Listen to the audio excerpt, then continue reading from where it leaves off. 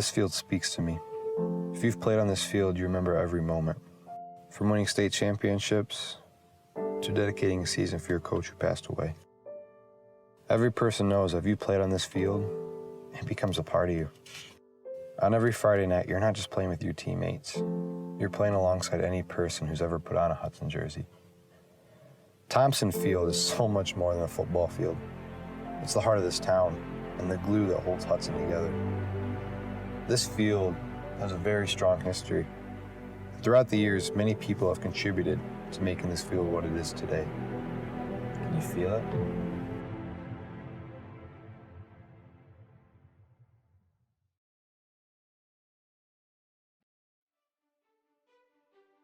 Hudson's love affair with football began in the late 1800s when American football was taking shape on college campuses across the nation.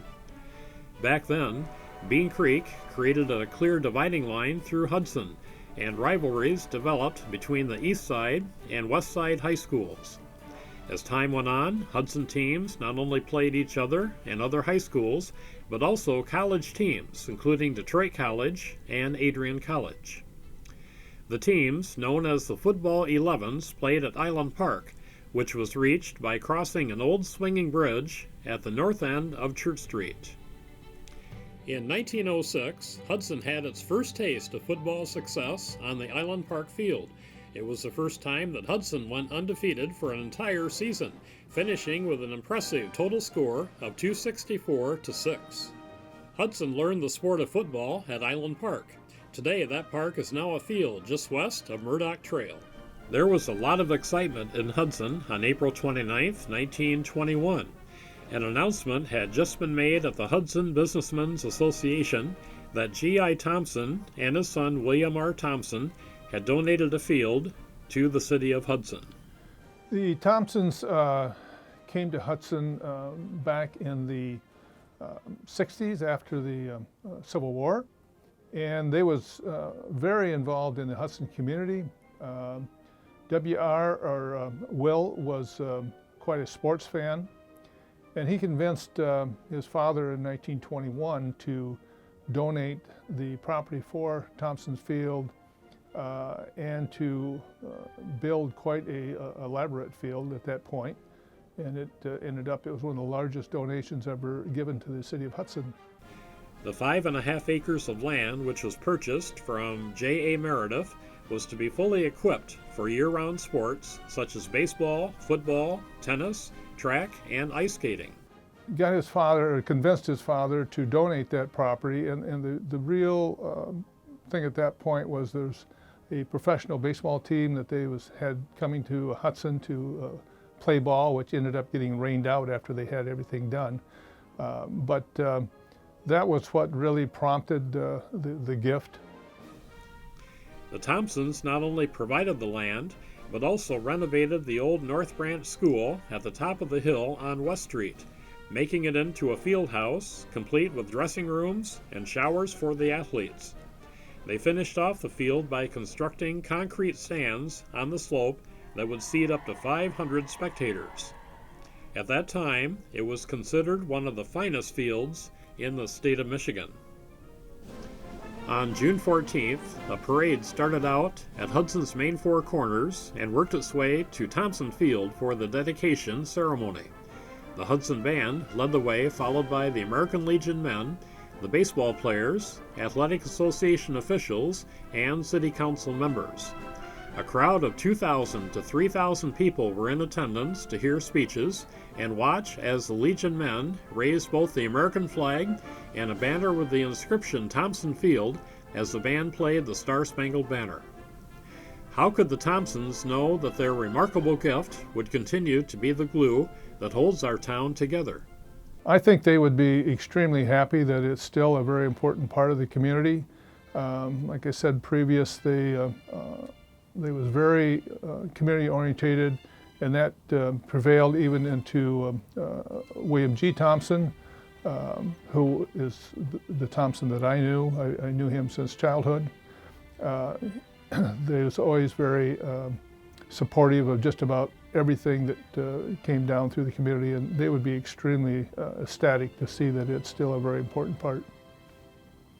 It didn't take long for Hudson to break in their new football field and begin practices and games. The decade of the 20s saw the Tigers perfecting the game. Through disappointing seasons, challenging issues, and thrilling successes, their hopes remain very high. Of course, every loyal Hudsonite wants a team wearing the orange jerseys to typify the best there is in football. A team of sturdy, bright-eyed, red-blooded boys who are real sportsmen, boys with determination never to give up, and in the game to play in such a way to make them proud to be a supporter of the orange and black. Coach Donald G. Batchelor, 1926. By 1929, the pride in the Hudson team was evident as the team won the Lenawee County Championship for the first time in 20 years. The team's success generated enthusiastic fans, and football became Hudson's most popular sport. Hudson got behind their team this year and backed them strong. Wherever the Critters went, the fans followed. The Tigers opened the 1930s with great expectation. The Husky squad, as the team was known under Coach Bosevich, finished second in the county championship, bowing to Blissfield, the county champs, in the final minutes of play with a score of 6-0. Over the succeeding years, Coach Bosevich was followed by coaches Evans, Howland, Isbell, Mailer, and Baker. Coach Baker was a quiet, unassuming sort of fellow who seemed never to get excited. He was described as being as calm as a Sunday in Hillsdale. But Fred Baker knew what it took to lead the Tigers. For the first time in almost one decade, Hudson once again won the Lenawee County Championship. The world was in turmoil in the 1940s. Nazi Germany was expanding across Europe, and the United States entered the war with the bombing of Pearl Harbor in December 1941. Ed Engel took over coaching the Tigers that year after a one-year stint by coach Fred Trosco, who was hired to lead the team after Coach Baker. As much as Hudson loved the sport, the question arose, should Hudson play football in the midst of a war? In answer, Coach Engel gave a resounding yes. Prepare these boys for whatever the future holds in store for them. If their future is to be war, prepare them now by having them develop strong, well-coordinated bodies run by clear-thinking minds. If their future is to be peace, as we hope, then preparation for life with the same type of body and mind is important. Ed Engel, coach. Those years were rough for the Hudson Tigers, but the spirits remained high. The boys were not just learning to become football players, but were learning to become men. Following a dismal season in 1941, the team called a special meeting that was to be attended by team members only, minus the coach. Together, the boys agreed to keep Coach Engel's training rules to the letter. If any boy breaks a rule, he will be asked to turn in his suit by the team and not the coach. If any person in town sees a football player breaking one of these training rules, he is asked to tell any member of the team, and the boy will be barred from the team. It was reported in the paper that the 1942 team compiled a somewhat less than brilliant record of 3 wins and 5 losses. In the final game of the season, Hudson played arch-rival Morenci on Armistice Day, and they were edged out 42-0. The Post-Gazette noted on the game that blocking was entirely absent from Hudson's attack, and the tackling was bad. But the team's record did not dampen the spirits of the boys or the fans. An astounding 350 people turned out for the football's annual banquet that year. Well, one of those was a description of the 1941 football awards banquet. Now, this is a small community during World War II, and it was just a different place and a different time. 300 people came out to the sports banquet, and my father was one of the speakers. The letters were distributed, and according to the article that has been shared with you, he talked about how football prepared men for going to war. And we can never imagine a statement like that happening at a sports banquet today. But it then, so drawn was America to the realities of World War II. Guest speaker Ernie McCoy from the University of Michigan said that he was surprised by the number of people who came, not to pay tribute to a victorious team, but a losing team. He said it was a symbol of the sportsmanship existent in Hudson. Years later, Coach Engel entertained his boys at a reunion dinner held at his home. "We didn't win many games," he said, "but we sure did develop some characters." In the early 70s, my father asked his old team from 1941 to come back to get together. And every year, for a number of years, they'd have a social gathering together. And I'm sure there was lots of exaggeration about the prowess of the team and lots of camaraderie and lots of laughs. All of those men on those teams became very responsible community leaders later in life. The war ended in 1945, and that same year the Hudson Chamber of Commerce and the Jaycees purchased additional land with the intent to expand the size of the field. By 1946, Hudson had racked up their third LCAA victory under coach George Height.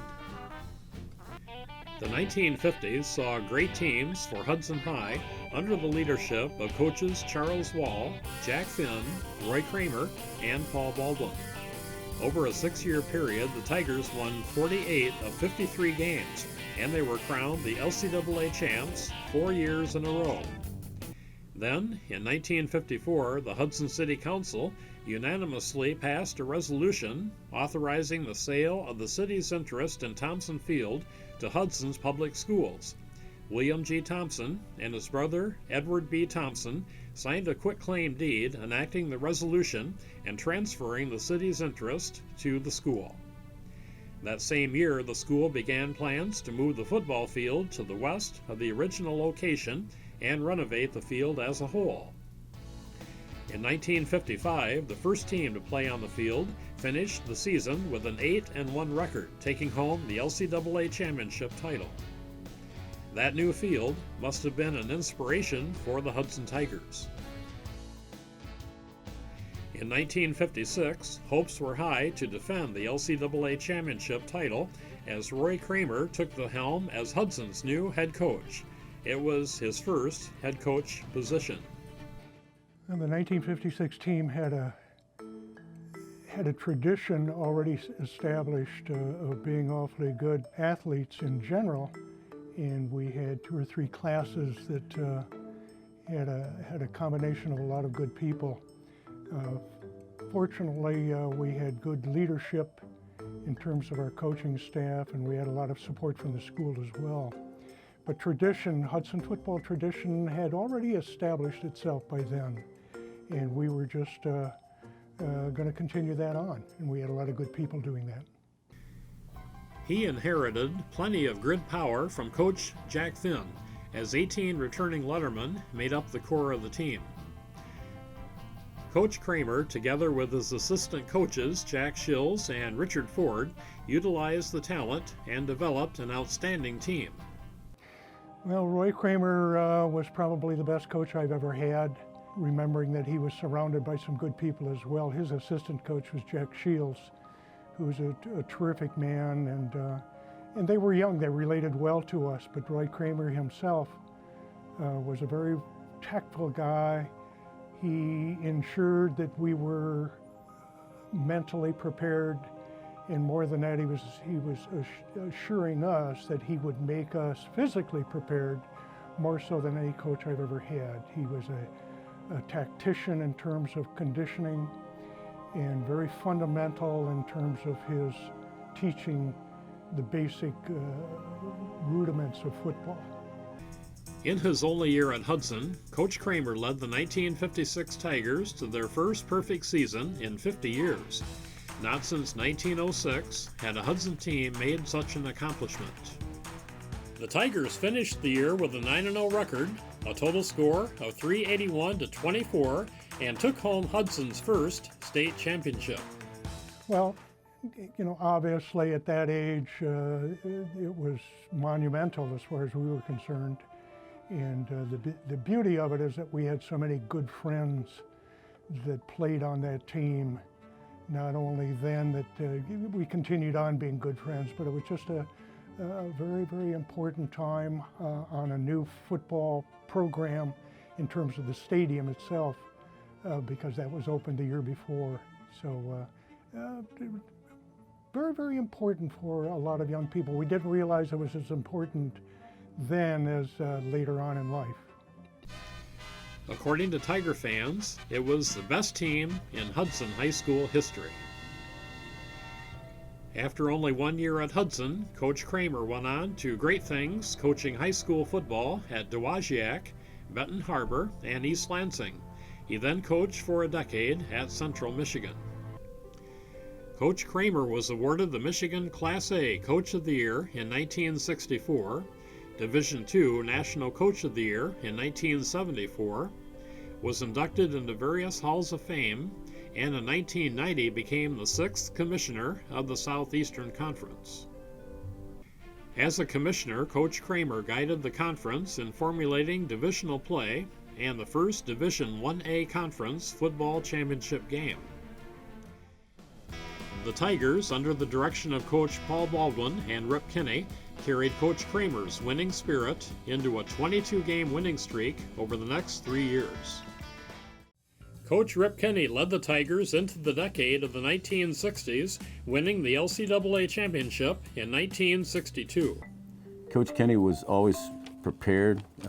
He had good organized practices. He was always thorough in his preparation, as I said. But one thing he always did is if a play wasn't working, he'd stop practice, explain it to us, and then move on to something else. He wasn't one of those coaches that just kept ramming it down your throat. Then we'd come back later and then we'd get it done and do it right. He wasn't one of those guys that you had to repeat it 25 times to get it done. And I always enjoyed Coach Kinney and got along with him really well. He was a pleasant guy to me. But prophetically, the 1963 Hudson football season began on Friday the 13th. The year proved to be one in which nothing went right for the Tigers. Injuries to key players and inexperience hindered the Tigers throughout the season. It was the first losing season for a Hudson football team since 1949. I've been around Hudson football since I was 8 or 9 years old, on the sidelines during the 50s, during the championship teams, and then got into high school and played on either side of my class. They were LCAA champions, but unfortunately my class didn't have the number of football players that the others did, and we were quite unsuccessful, if you will. We were 1-8, and so that always kind of left me with a bitter taste in my mouth that we didn't do better, but we deserved what we got. But since 2010, I've been associated with Hudson again as a scout team coach, and got the pleasure of going to the Dome and Ford Field and all that sort of stuff over the years, and see him win a state championship. And Hudson football is in good hands right now with Coach Rogers. Then, in 1964, Hudson alum Jack Zimmerman took the helm, coming off an undefeated season as JV football coach the previous year. That year, the Tigers were the dark horse at the beginning of the season, but Coach Zimmerman and the team fought back to win the LCAA championship over Morenci. The hotly contested game had everyone in an uproar right through the final moment of play. The fans watched as the jubilant Tigers carried their coach off the field following their 20-19 win. But unfortunately, an unusually high number of injuries were to be the detriment of the 1965 season, causing Coach Zimmerman to be continually juggling team positions. The season ended with a 1-6-2 record. Then, in 1966, a new head coach was hired. A native of Deerfield, Michigan, Tom Saylor had served as Hudson's junior high football coach and JV coach since 1964, following his graduation from Eastern Michigan University. He built the team back after the harrowing 1965 season and led the 1966 Tiger football team to a notable 5-win, 2-loss, and 1-tie record. The dedicated hard work of the team members from April to November of 1967 paid off. Hudson got their first league championship since 1964 and a number 17 ranking in the United Press International Class B poll.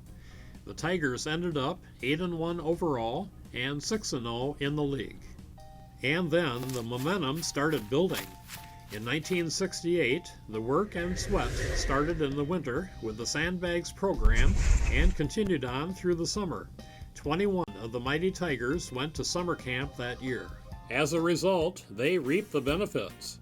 The Tigers ended the season with an 8-1-0 record and their second straight LCAA championship. It was truly a great season from the standpoint of teamwork. And then it happened.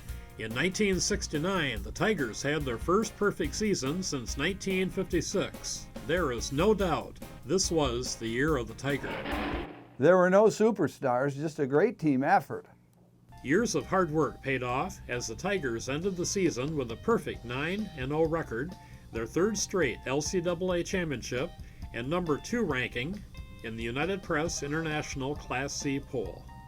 The decade of the 70s dawned like no other in Hudson's history. The Tigers were coming off a 17-game winning streak, and expectations were high for a great season going forward. There was high expectations. Saylor came in '66, and by the time '68, he had the team rolling, he had his system in place. They lost their first game, and then they beat everybody the rest of the year. And in '69, we came out with a very powerful team. We knew it was strong, and won every game. So yes, when we got to our year, which was the next year, had the 17 wins, and we went from 17 to 26, but we were under pressure from previous people and people in town. It's like, can you do it? Are you gonna do it? Can you do it? And knowing the guys that were on the team, the players that I played with, I knew that we had as good a shot as anybody, and there was no reason why we shouldn't win every one of those games. The team and fans were not disappointed. The Tigers swept the 1970 season with another perfect 9-0 record and won the LCAA championship once again. I expect them to go. There was no reason why they couldn't keep going. I knew a lot of the kids. The junior high kids at that time were beating their opponents. They were big, they were tough. The system that Saylor put in place went from the varsity all the way down to the junior high. They were running the same plays that the varsity was running. So by the time you get up there, you know the play, you just have to get your head right. And that's what Saylor did. He would get you into position to do what you already knew what to do and do it to your best. The Tigers kept on rolling in 1971, finishing the football season with another 9-0 record, making it 35 straight wins. Hudson was the first in the LCAA, rated first in state by the Detroit News, and second in state by the Associated Press. They were the best conditioned team, and according to them, the time spent conditioning was pure heck. My thoughts were get ready to do the evaluations at the end of each season and talk to each player that's coming back. Let them know they had a chance to be this position or that position, but if they don't get stronger in the upper body or get their conditioning, because we were going to be the best shaped players that ever played football. The team remained undefeated in 1972, capturing its 6th LCAA championship and becoming the 1972 state champions. Once again, the Tigers proved very tough in the 1973 season. The pride in the team was immense. What can you say about a team that goes 9-0 for the 5th year in a row, is LCAA champion for the 7th year in a row, the Class C state champion for the 2nd year in a row, and establisher of the Michigan High School all-class record of the most consecutive wins? You can say plenty. Plenty about guts, desire, the ability to play under pressure, ability to never give up, and the most important, the ability to play as a team. 9 fine opponents on 9 thrill-packed Friday nights found the 1974 Hudson Tiger football team just as tough, as always, as the Tigers fashioned another perfect season, scoring 322 points to their opponent's 49. Statistics such as these point out the super team effort and team spirit that the squad possessed. It has never been a one-man show in Hudson, and it certainly was not in 1974. 6,000 people jam-packed Thompson Field to see the Tigers come back and overcome a 13-point deficit at the end of the first quarter of the Addison football game and go on to win the game 26-21. School spirit was at an all-time high. Then it happened. In 1975, the Hudson Tigers tied the national record. They increased their state record of 72 games and set the national record on November 15, 1975 in Grand Rapids against Kalamazoo Hackett in the semifinals of the state playoffs. The team arrived back in Hudson to an incredible crowd of their greatest fans. Downtown Hudson was filled with people as the team bus arrived, and the Hudson Tigers were at the top of their game, having won the national record. Then, as all good things must do, the mighty Tigers, before a crowd of 7,000 screaming fans, fell to the Ishpeming Hematites on November 22, 1975, exactly 1 week after setting the national record. It was a heartbreaker. The Tigers had not lost a game in 7 years. It was the end of an era and a remarkable accomplishment for this small Michigan town. Hudson's 72 consecutive wins is still acknowledged today as an outstanding feat in football annals. It was an amazing story of an amazing time in Hudson's history.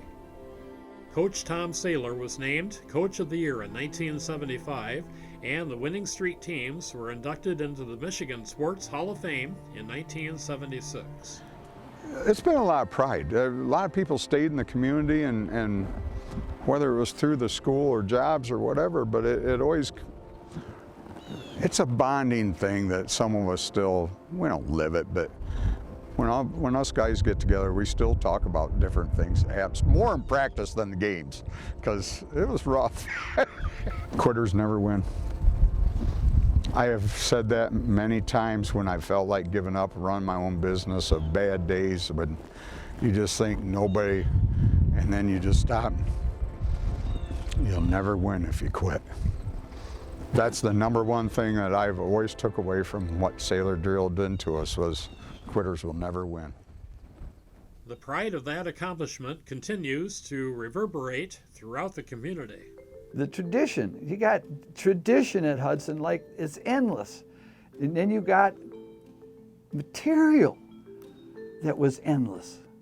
Families, the Malarneys, the Marys, and on and on. There's 12 kids in each family, most of them boys, and a lot of them were girls, who were the mothers who had kids that came on. I was there 13 years, and it was a fantastic experience. The Tigers continued their winning ways in 1976, completing another perfect season and wrapping up the LCAA championship once again. That was the last season Tom Saylor coached in Hudson, as he and his family moved to Indiana to run a donut shop that he had opened in 1970. I can visit that town and that football field anytime I want, but I can't live there. You can't live in the past. And I've told many of the players, you can visit it, but you can't live in it. You got to go on with your life. We've had so many wonderful, successful people. Newspaper writers like Bill Mullally. We had doctors. We had lawyers. We've had all kinds of successful people. Over the next 3 years, Scott Kugler took over as head coach of the Tigers. Adjusting to a new coaching staff did not prove easy for the Tigers, as they finished the 1970s with a mediocre record. As the Hudson Yearbook described the 1979 season that ended with a 2-7 record, even though it was not a good year, the Tigers never quit, and they had a lot of pride and determination. 1980 was a comeback year for the Tigers. Former Hudson football great Phil Lawrence, whose family football tradition dates back to the winning team in 1906, took over as head coach that year. Well, it's really exciting to be part of that tradition, and it just makes me really feel good inside to know that my family's been represented that way. And yes, my grandfather Frank and my uncle Adolphus, or Dolph, played on the 1906 Hudson team. They scored 264 points, gave up 6, played Adrian, played Hillsdale twice, played at Detroit College, and so on. So that was pretty exciting. 1938, my father, Stephen Lawrence, played for the 1938 LCAA Hudson Tiger Championship team. They had a large team at that time, number-wise, was pretty decent, a pretty big squad too there. I played in the 60s. I was fortunate enough to be on the 1964 team, and we won an LCAA title. And then as a senior, a couple of rookies took over by the name of Saylor and Curran, and boy, they just worked our butt in the ground. It was great. I loved it. The combined effort of the coaches, the players, and student body made the 1980 season very successful, as the Mighty Tigers finished with an 8-1 record, and they won the LCAA championship. Phil Lawrence continued to coach the Tigers throughout the 1980s, leading them through the high points of undefeated regular seasons in 1982 and 1985, and a challenging season to end the decade.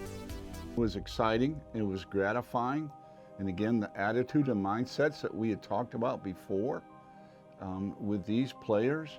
Again, I say all of the players I coached every year worked hard, and they really tried. In 82 and 85, maybe the pieces of the puzzle all fell together. I mean, you can have years where the puzzle and the pieces are pretty, but you don't, and those 2 years, they just kind of felt, really together. In 82, we gave up 5 points on defense.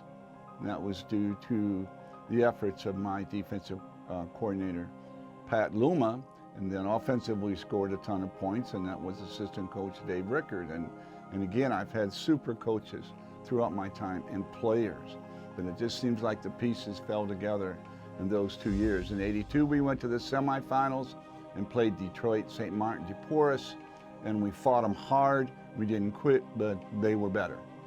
And so it's really been, it's fun. Those are fun seasons when everything that you talk about just falls into place, and it's very, very satisfying. And I'm still close to many of these players, and I think it's because of that attitude about what they do. Team, effort, and personal pride still meant something. The players were successful because they did not quit. Well, I just teased Coach Saylor a little bit, but I learned from 2 of the best, Coach Saylor and Coach Curran. And I remember what they tried to instill in me, the attitude and value of hard work and the determination and not to quit and not to give up. And I tried to instill that into my players throughout my time coaching. And then, anybody can raise their hand in the 4th quarter and go like that and put 4 fingers up. Sure you can. But it's what's in here and it's what in your head that determines what you're going to do. And I just know at Hudson, and what they taught me is that you don't stop until the clocks run out. And I tried to pass that along as much as I could to the young men I coached, and I am so proud of all the young men I've coached, no matter what team. And they played that way, and that's a tribute to the coaches I had also at that time. And that attitude of never quitting, that's a tradition at Hudson. The great coaching and the team's hard work earned Coach Lawrence Coach of the Year in 1980, 1982, and 1985. Coach Lawrence carried the Tigers into the 1990s, finishing his career in 1991. He was followed by Tim Beckler, who took over as head coach and led the Tigers from 1992 through 1996.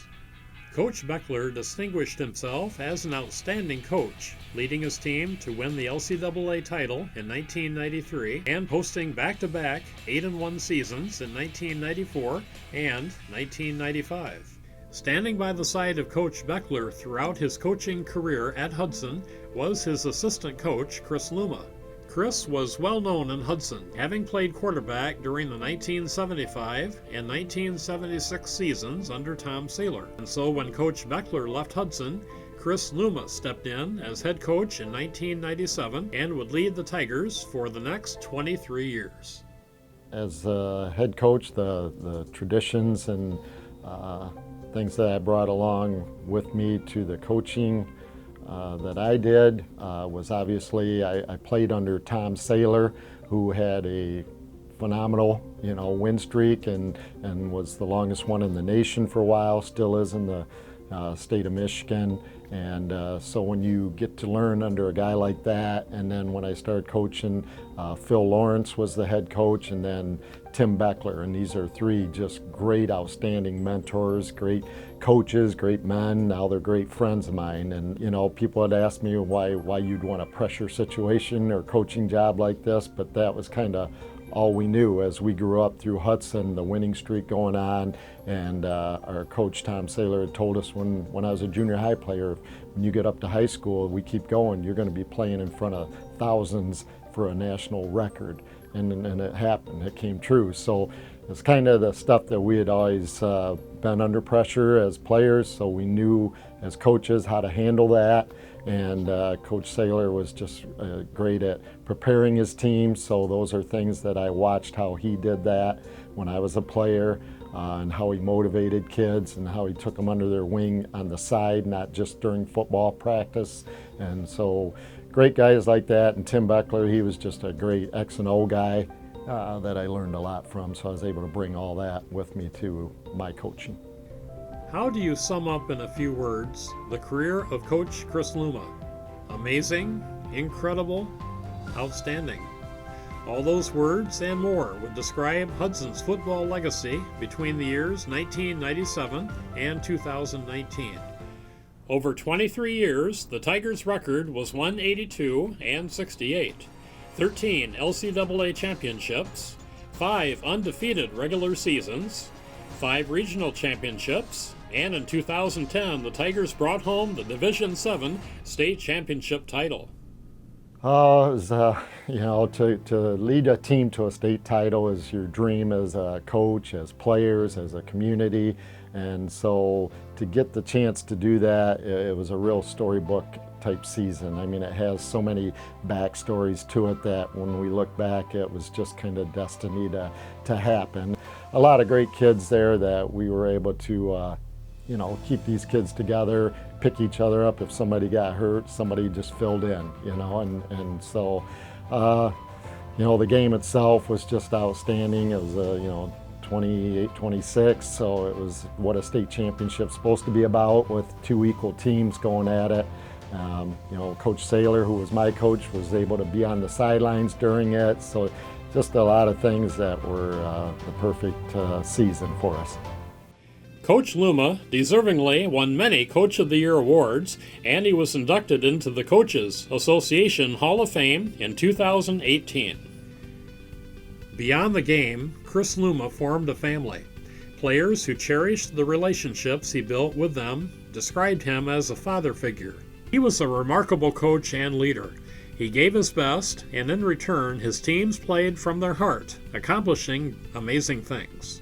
This small town in rural Michigan has been placed on the map time and time again because of their incredible feats accomplished by its outstanding football teams. LCAA championships, regional championships, state championships, and a national record. Looking back, Hudson has had some remarkable coaches who have inspired their teams to do amazing things. As Hudson has proved since the tradition began in the late 1800s, this is a football town.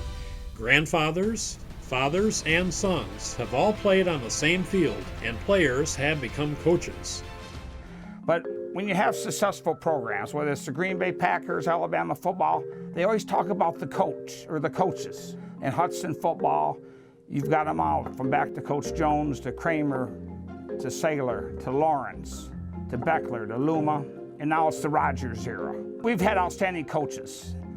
And They were great leaders. They developed boys, turned them into men, taught them what's right and what's wrong. We've been lucky to have the type of coaching we've had at Hudson.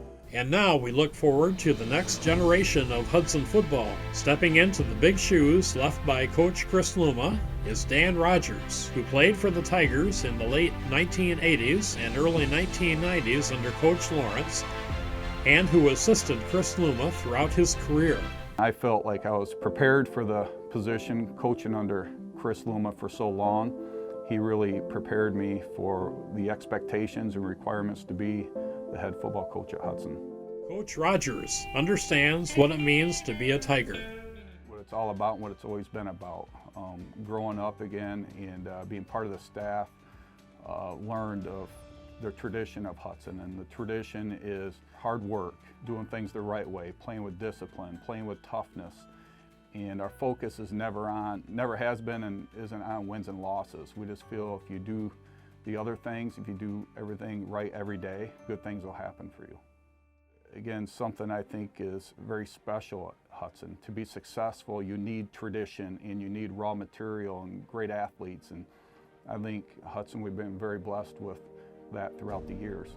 So when you look at what's Hudson going to look like in the future, we may look different with uniforms, we may look different with some things we're doing, but what's going to be the same is we want the community to be proud of us on and off the field.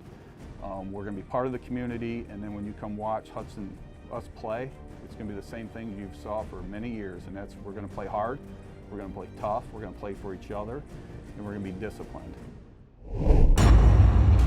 Putting the principles of hard work and discipline into practice, Coach Rogers pushed through a difficult first season that, with COVID restrictions, altered practices, limited fan participation, and cut games. The Tigers capped the unusual year with a passable 4-4 season record, but passable does not define the Tigers. Get better every day was Coach Rogers' mantra, and get better they did. By the time the first game of the 2021 season rolled around, the Tigers were ready. The schedule was not easy. They were lined up against conference champions and league leaders, but the Tigers cut through them like a hot knife through butter. Hudson racked up their wins and finished with a perfect regular season, clinching the LCAA championship. The following week, the district championship was much anticipated as the Tigers took on their longtime rival, the Addison Panthers. With Addison leading at halftime, the Tigers roared back and they dominated the second half, taking the win 28-8. Next up, Hudson went head-to-head with White Pigeon for the regional championship. The victory over White Pigeon was a hard-fought, low-scoring defensive slugfest that Hudson survived 8-0 to win the regional championship in the final home game for the Tigers this season. After that, only one team stood between the Tigers and Ford Field. Whiteford was their next opponent. Hudson's expectations were high, but Whiteford took command of the game and scored 22 unanswered points before halftime. It would be difficult, if not impossible, for Hudson to dig themselves out of the hole they found themselves in, but the tide turned at halftime. The players came out in the second half and completely changed the look of the game. All the momentum that Whiteford had in the first half was gone in almost an instant. With incredible determination, the Tigers clawed their way back. In play after play, they drove the ball down the field, and then holding the line against a tenacious Whiteford team, Hudson won the game 28-22, and they advanced to the 5th state championship game in school history. It was an unbelievable accomplishment. When we won that Whiteford game, just like looking at the crowd and realizing, man, we get to go do what our 2010 team, 2019 got to do, 2003 team, just go compete at Ford Field with Lions playing. It was just awesome feeling, huge relief that you only had one game left no matter what. So I mean, it's bittersweet, but like win or lose, it's your last game, so you're gonna give it everything you got.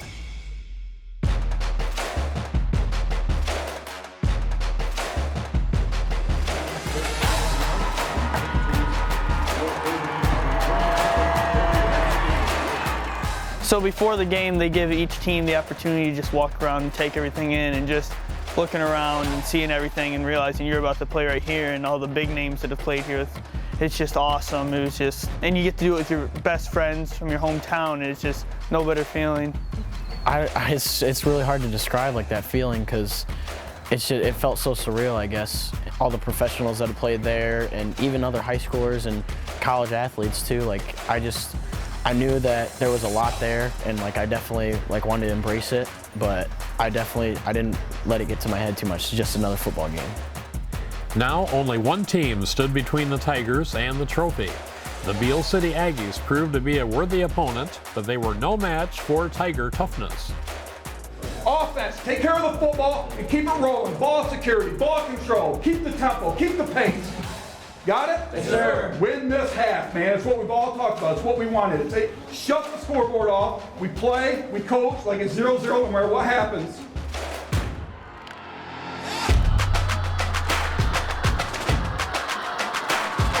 Redondo gives run for a touchdown. Stroman wants to throw, and it's caught. Ambrose Horwath. We were just talking about it, Rob. Don't leave anything in the playbook. Looking downfield, throwing downfield, tipped it incomplete. What excellent defense.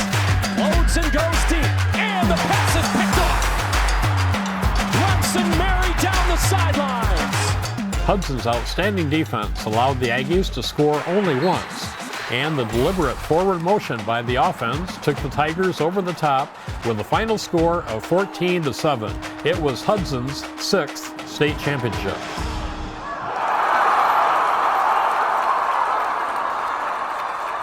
The Division 8 11-player championship trophy to the Tigers from Hudson.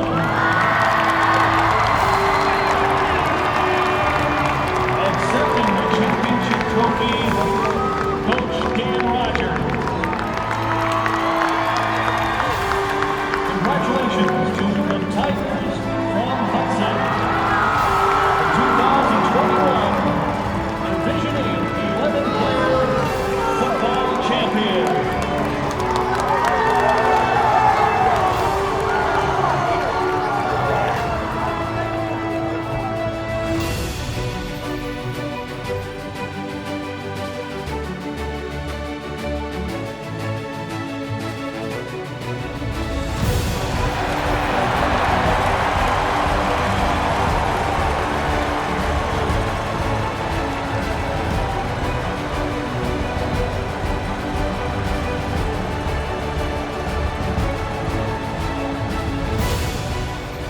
In the 100th anniversary year of Thompson Field, the Hudson Tigers accomplished something that no one expected.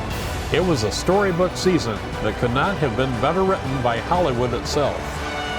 G.I. and W.R. Thompson would be proud of the amazing legacy that continues at Thompson Field. The future is bright for the Hudson Tigers.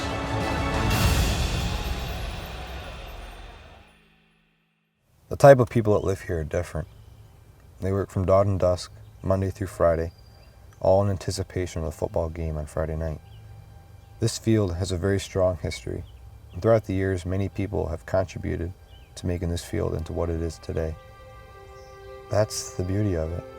This field isn't just a football field. To a lot of people, it's the heart of this town.